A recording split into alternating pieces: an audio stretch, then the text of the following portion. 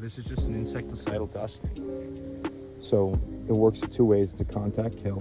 So as soon as it gets on them, it gets in their body parts that we call sphericals, which are the breathing system, which is the respiratory system for these insects. So they breathe through holes in their body, and it also works when the insect goes to clean themselves, and they ingest this dust, and that's what kills them as well too. You can see it's pretty cool treatment. We're almost instant death.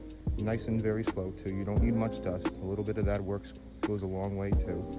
But yeah, these guys over here are yellow jackets. See, that one's covered in dust up there.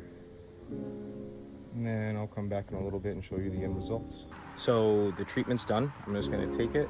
You can see a couple flying around right now. I'm gonna take it and remove the nest.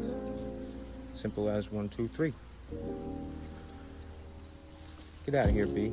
So now that I have the little nest open up, there might be still a few that fly around, but all I'm gonna do is just take it, pull it right away, and then boom.